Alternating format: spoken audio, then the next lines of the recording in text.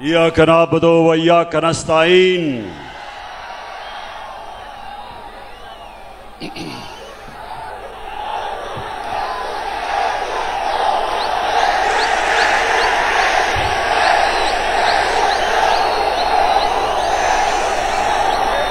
Diesel diesel या मेलू?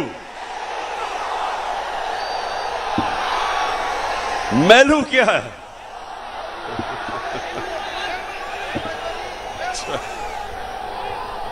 अच्छा, चारसदा मैं आपका इस शानदार इस्तकबाल का आप सबका दिल से शुक्रिया अदा करता हूं। बहुत बहुत शुक्रिया चारसदा। मेरे पास अब आधा घंटा है, मगरिब से पहले आधा घंटा है, उसके बाद आपने चले जाना है। तो मैं ये चाहता हूं कि मैं आज आपसे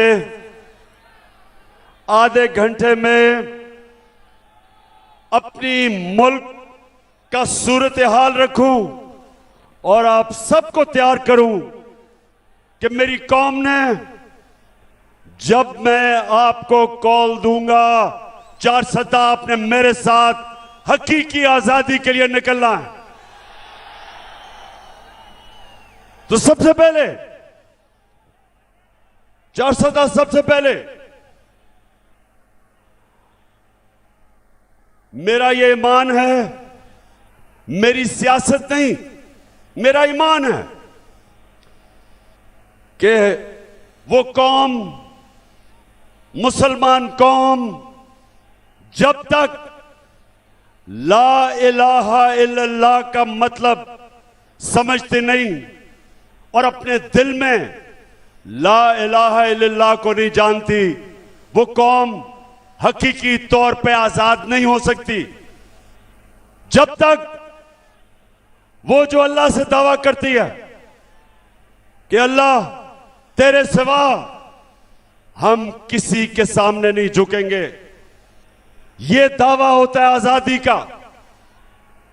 और दूसरा कि जब तक एक कौम मेरे नबी सल्लल्लाहु अलैहि वसल्लम की सीरत पे नहीं चलती, उनकी सुन्नत पे नहीं चलती, वो ज़हनी तौर पे आजाद नहीं होती, उसका किरदार ठीक नहीं होता। जब तक वो सीरत नबी पे नहीं चलती, मेरे नबी की सुन्नत पे नहीं चलती, अंदरूनी तौर पे वो कौम आजाद नहीं होती। तो ये मेरा ईमान है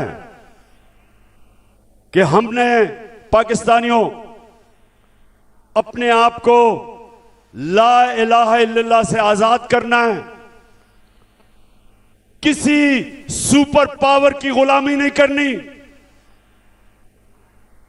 किसी के खौफ से उनकी जंग में शिरकत नहीं करनी।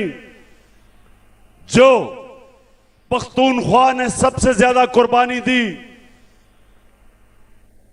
कि हमारा हुक्मरान खौफजदा होके हमें उसने अमरीकनों की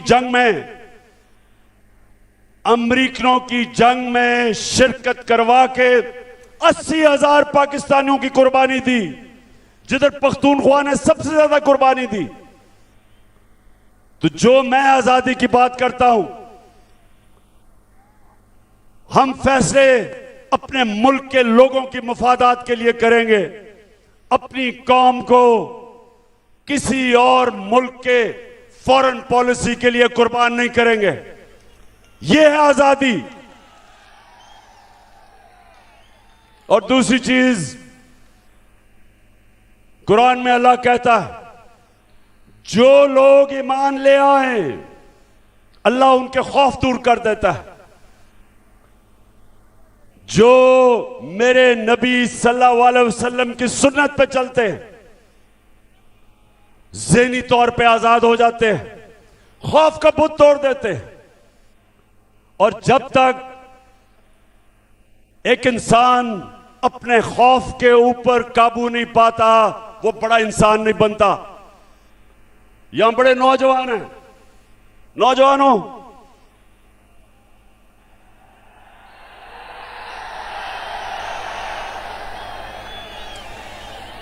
नौजवानों,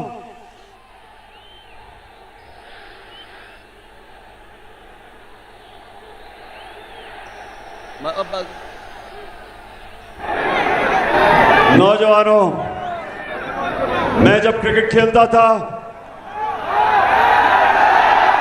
जो आप खेलते होंगे, कभी ये याद रख लें, कभी कोई क्रिकेट की तारीख में बड़ा बैट्समैन नहीं बना जो तेज बॉलर से डरता था, और कभी कोई ऐसा बड़ा बॉलर नहीं आया जो मार खाने से डरता था बैट्समैन से, और कभी कोई बड़ा कप्तान नहीं आया जो हारने से डरता था।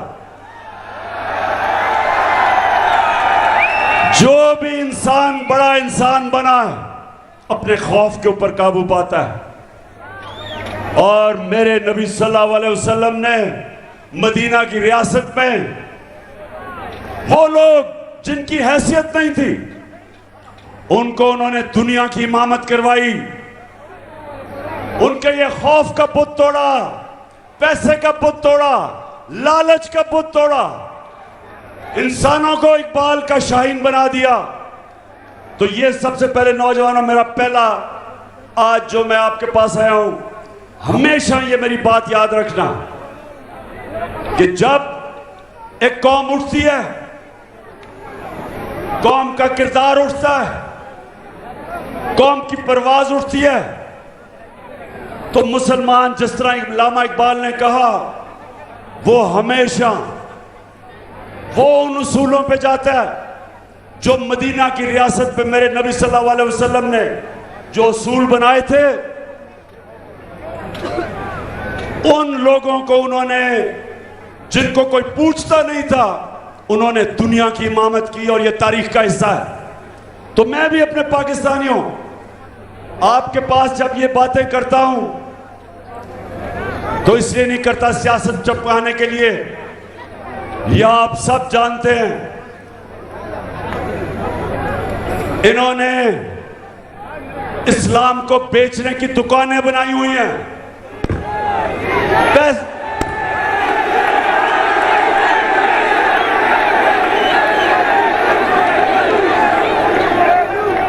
फजलुर रहमान को पैसा दो, कोई भी फतवा डलवा लो।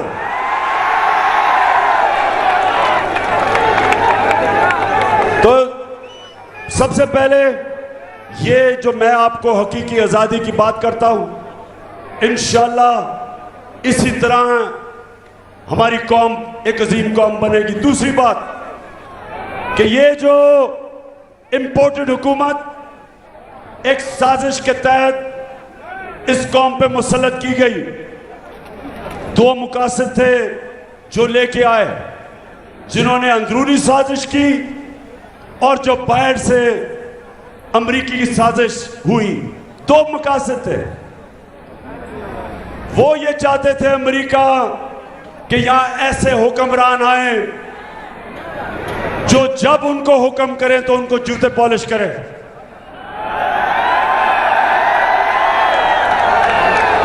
जो हाथ फैला के बेकारियों की तरह दुनिया में, सारी दुनिया में फिरे, अब खुद तो शर्म नहीं आती, कौम को भी शर्मिंदा करवाएं।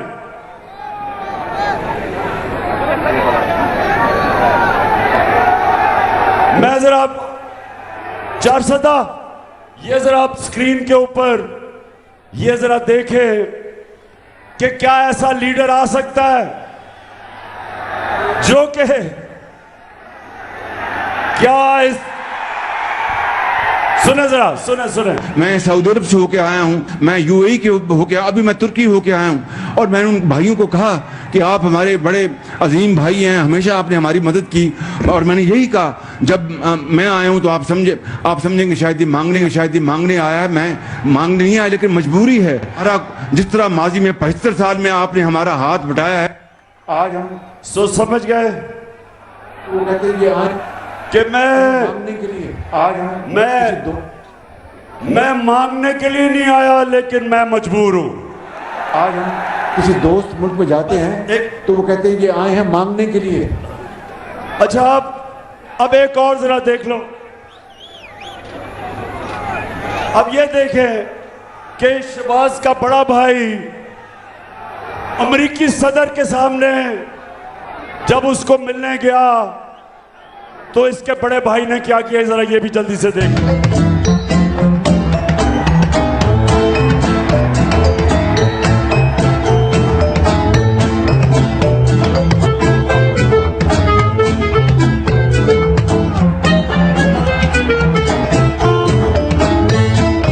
Thank you once again and look forward to welcoming you and Mr. Obama and Mrs. Obama in Pakistan.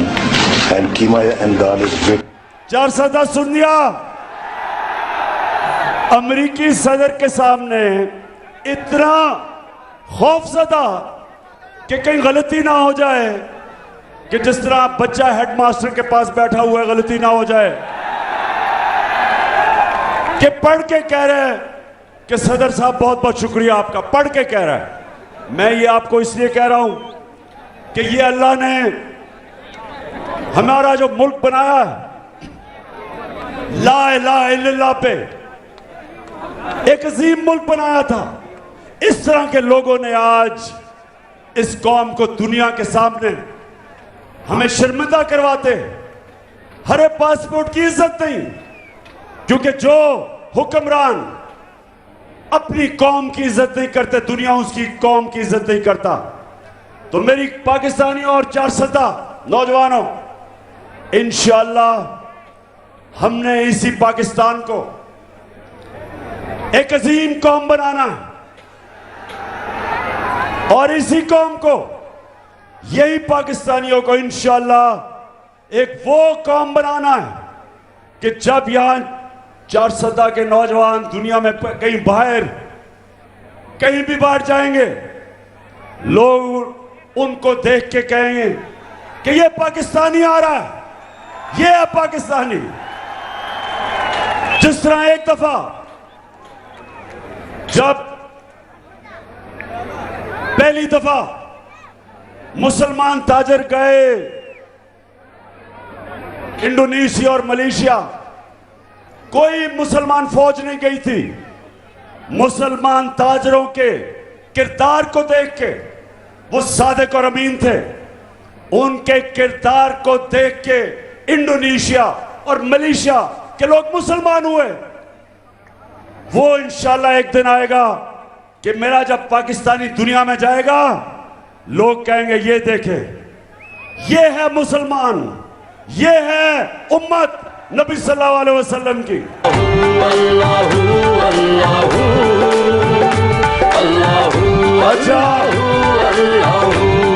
अच्छा, सूरज नीचे जा रहा है, आप जरा सुने। जब से ये हुकूमत आई है, 410 जरा गौर से सुने। मैं बाद में ये पहली दफा मैंने मेलू सुना है, बाद में। अच्छा जी, 410 जब ये हुकूमत आई, ये जरा आपने गौर से सुनना है। बाशऊर नौजवानों, यहां गौर से अब मेरी बात सुनो। इस हुकूमत ने कहा कि हमारे सारी मुश्किलात इसलिए हैं कि ये इमरान खान बारूदी सुरंगें छोड़ के चला गया है, मुल्क का दिवालिया निकाल के चला गया। ये जरा आप सुन लें। अब आप अपने मोबाइल फोन के ऊपर चेक कर सकते हैं कि मैं जो कह रहा हूं वो ठीक है या गलत है। अब तो बहुत आसान है, आपके मोबाइल फोन के ऊपर आप ये सारा चेक कर सकते हैं कि जो मैं आपको अभी बताने लगा वो ठीक है या नहीं। जब हमें हुकूमत मिली 2018 में, ये गौर से सुनना है नौजवानों, मेरा काम है आपको तरबियत करना।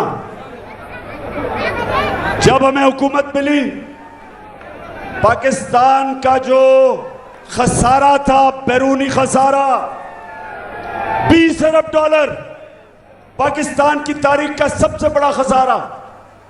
और खसारे को जो आमदनी थी, जो खसारे को खत्म करना था, एक्सपोर्ट्स पाकिस्तान की 2018 में, याद रखेंगे, मोबाइल पे चेक करें, 24 अरब डॉलर। और जो बाहर से हमें पैसा आता था बैरून मुल्क पाकिस्तानियों को, वो 19 अरब डॉलर था। 24 अरब डॉलर एक्सपोर्ट, 19 अरब डॉलर बैरून मुल्क पाकिस्तानियों का पैसा, और खसारा 20 अरब डॉलर था। जब हम 9 अप्रैल को हुकूमत छोड़ के गए तो पाकिस्तान का खसारा 16 अरब डॉलर था, बैरूनी खसारा 16 अरब डॉलर का खसारा, और आमदनी हमारी बैरून मुल्क पाकिस्तान की जो रेमिटेंसेस थी वो 19 अरब डॉलर से गई 31 अरब डॉलर, 12 अरब डॉलर बढ़ गई, और एक्सपोर्ट्स 24 अरब डॉलर से 32 अरब डॉलर पे गई। रिकॉर्ड एक्सपोर्ट्स की हमने। इसका मतलब कि जब ये छोड़ के गए थे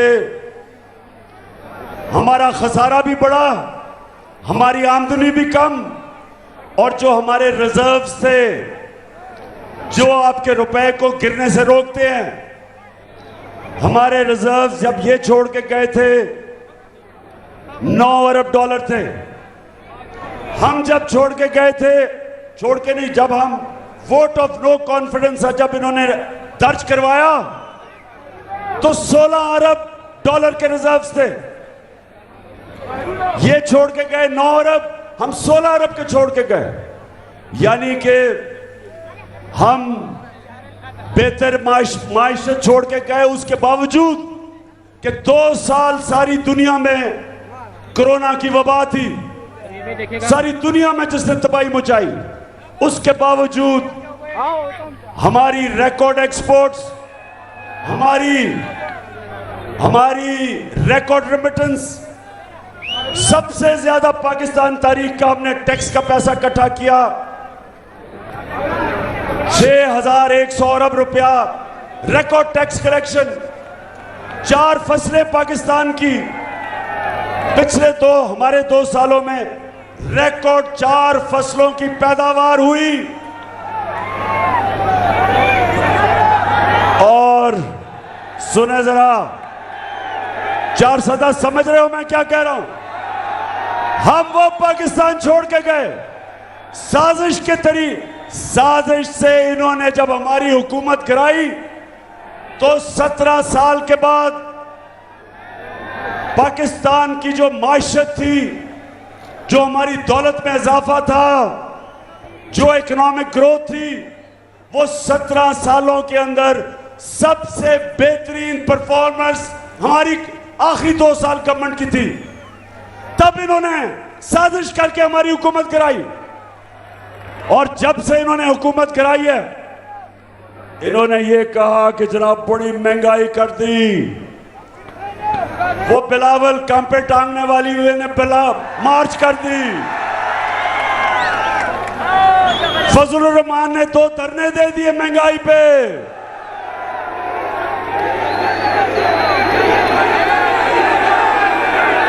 हमने कोई FIR नहीं काटी, कोई कंटेनर नहीं रखे।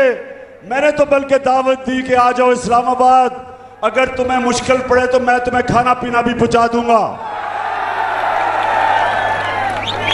तो वो जब हमारी हुकूमत इन्होंने गिराई, 17 साल के बाद हमारी इकोनॉमी बेहतरीन ऊपर जा रही थी, और ये पहली हुकूमत जो गिराई, कोई करप्शन का केस ना इमरान खान के ऊपर ना वजीरों पे था।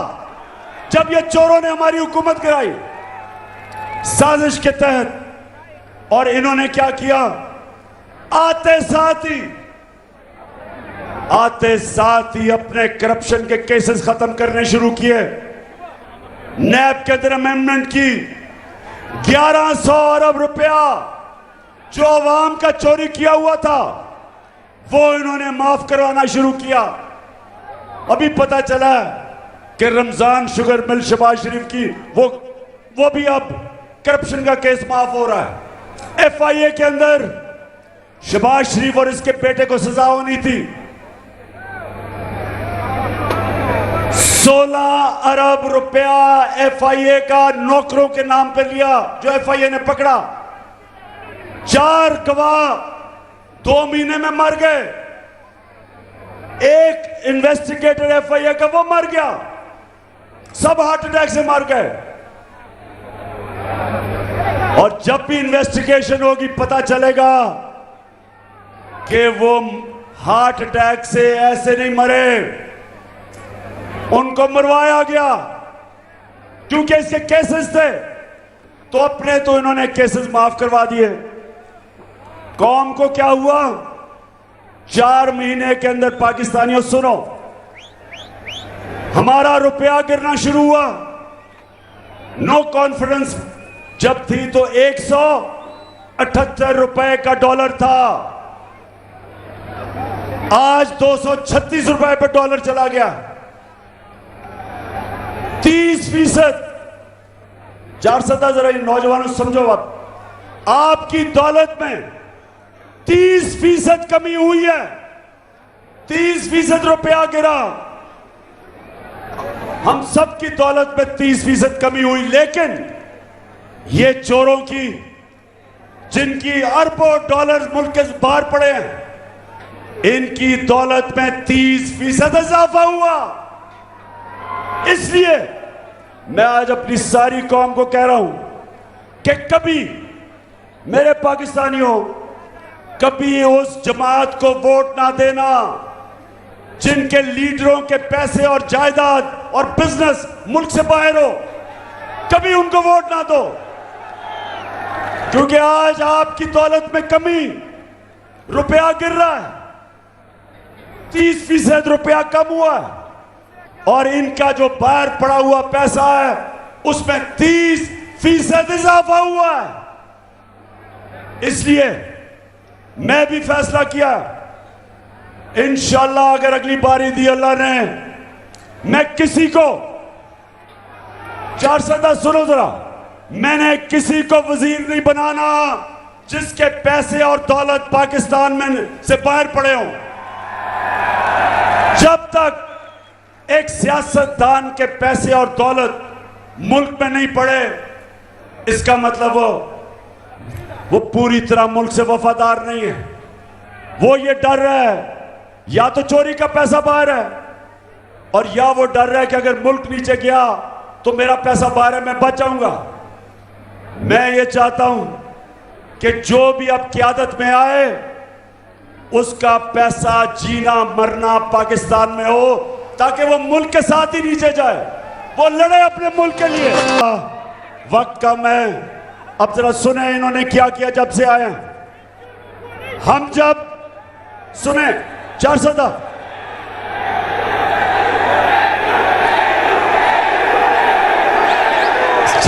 सुनो, और वो मगरिब होने वाली है, मैंने उससे पहले बात खत्म करनी है। सुने जरा, देखिए हम जब गए तो आलमी मंडी के अंदर तेल $103 का था। नोट कर लो, ये आलमी मंडी में 9 अप्रैल जब हम गए तेल $103 का था। आज आलमी मंडी में तेल $93 का है, $10 कम हो गया। लेकिन जब हम थे तो पेट्रोल 150 रुपए लीटर था, आज 236 रुपए लीटर है। और 400 फजल रहमान 145 रुपए लीटर था, आज फजल रहमान की कीमत 250 रुपए लीटर है। इसका मतलब 400, इसका मतलब कि आलमी मंडी में तेल की कीमत कम, पाकिस्तान के लिए तेल, डीजल और पेट्रोल की कीमत ज्यादा। बिजली, जो आज लोगों को बिजली के बिल आ रहे हैं, हम जब हुकूमत में थे 16 रुपए यूनिट थी बिजली की कीमत, आज 36 रुपए दुगनी हो चुकी है। आज टैक्स मिला के 50 रुपए यूनिट से ऊपर चली गई है, 3 गुना ज्यादा बढ़ गई है। ये आए थे महंगाई के ऊपर, महंगाई के सारे रिकॉर्ड तोड़ दिए इन्होंने। और फिर किसानों के लिए, जरा किसानों के लिए मैं बताऊं, हम जब थे 8.5 रुपए यूनिट था ट्यूबवेल के ऊपर बिल, 8.5 रुपए यूनिट, आज 36 रुपए यूनिट है, 3 गुना से भी ज्यादा, 3 गुना से भी ज्यादा ट्यूबवेल पे किसानों की कीमत बढ़ गई है।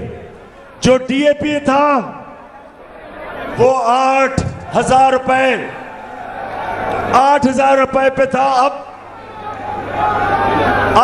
8,000 रुपए से 14,000 रुपए पे चला गया। पोटैश 4,000 रुपए थी, आज 16,000 रुपए चली गई। और आज किसानों का जो सबसे ज्यादा पैसा हमारे दौर पे बनाया था, आज किसानों के खर्चे इतने हो गए, आज खर्चे इतने ऊपर चले गए। और ये जो किसान 21 तारीख को मुजाहरा कर रहे हैं, मैं आप सबकी पूरी हिमायत करता हूं, किसानों की पूरी हिमायत करता हूं। अच्छा, 4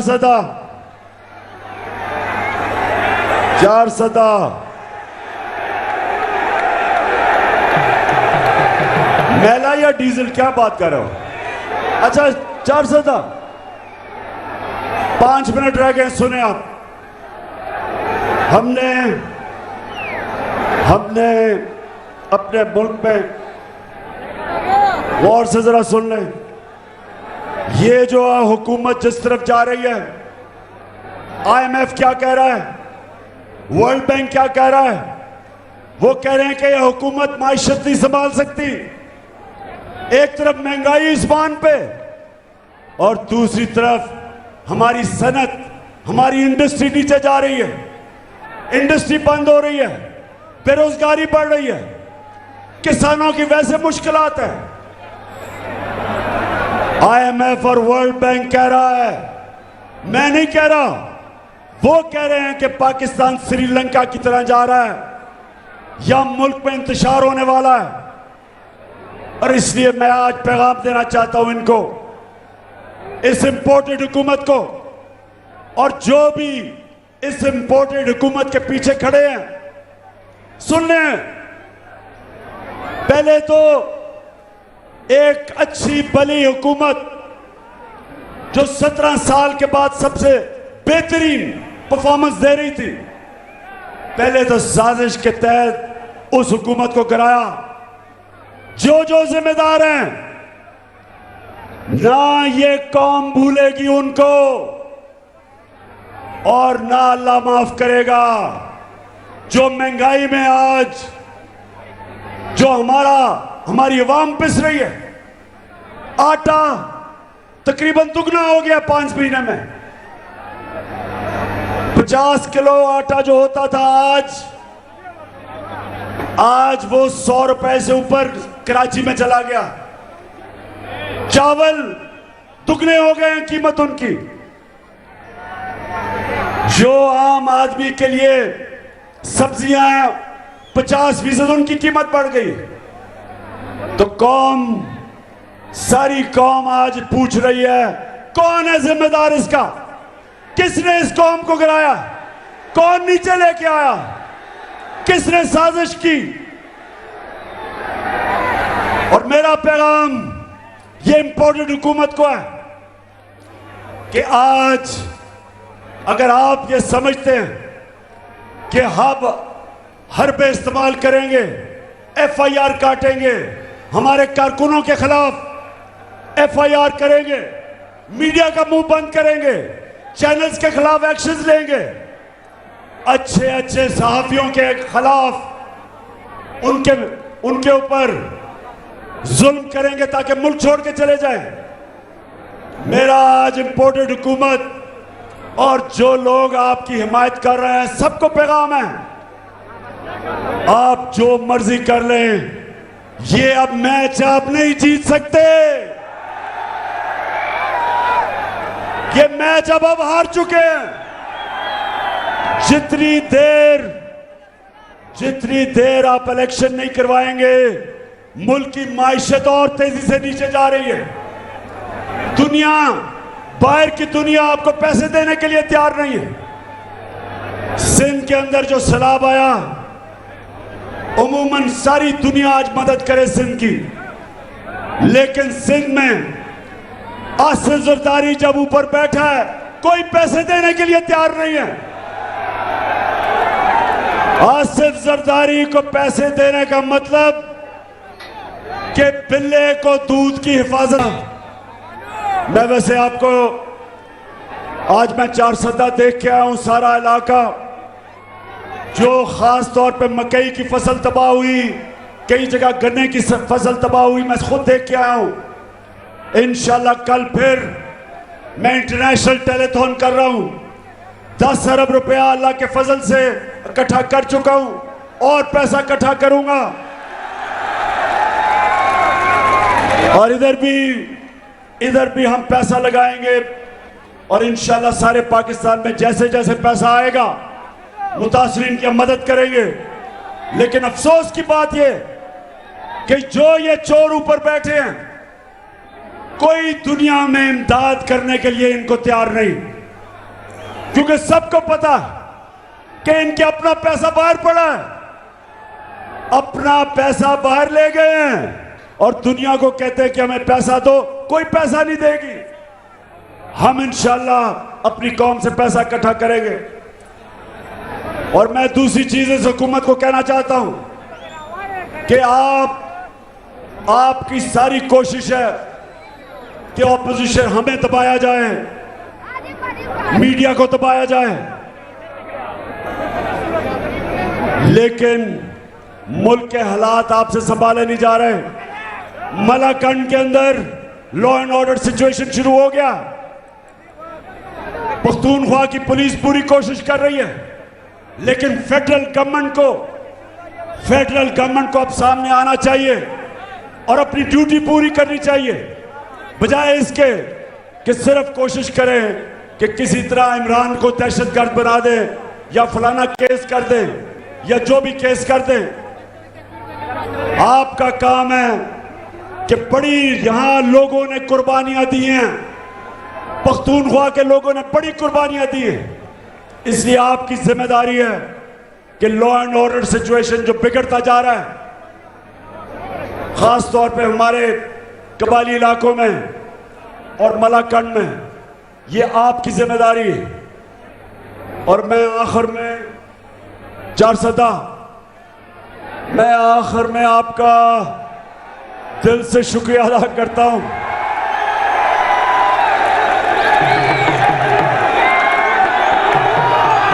आपने सबने इंतजार करनी है, सबने इंतजार करनी है।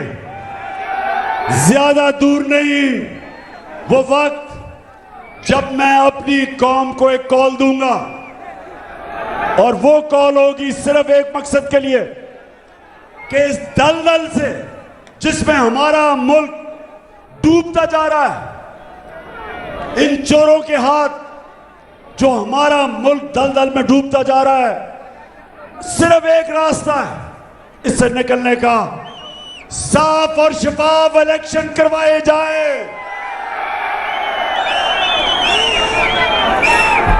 और अगर ये कोई समझता है कि आज ये जो अवाम सारी है, पाकिस्तान की अवाम एक आवाज से कह रही है कि इंपोर्टेड हुकूमत नामंजूर, हम बाहर की साजिश के तहत इन चोरों को कभी कबूल नहीं करेंगे।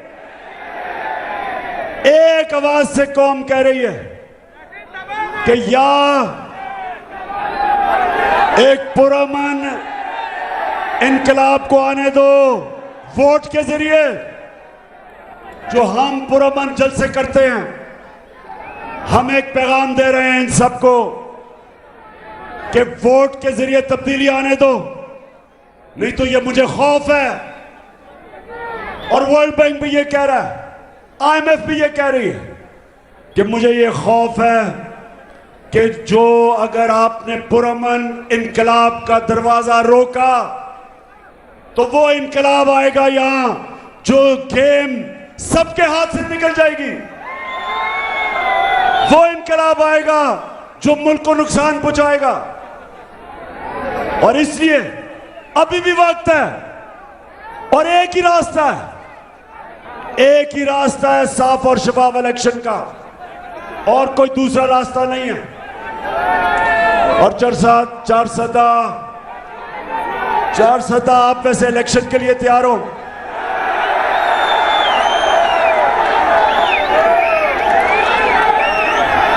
इंशाअल्लाह मैं फिर से 4 सदा, मैं जिस तरह आज आपने मेरा इस्तकबाल किया, जिस तरह आपने मुझे इज्जत दी, मैं हमेशा याद रखूंगा, आपको नहीं भूलूंगा। पाकिस्तान जिंदाबाद।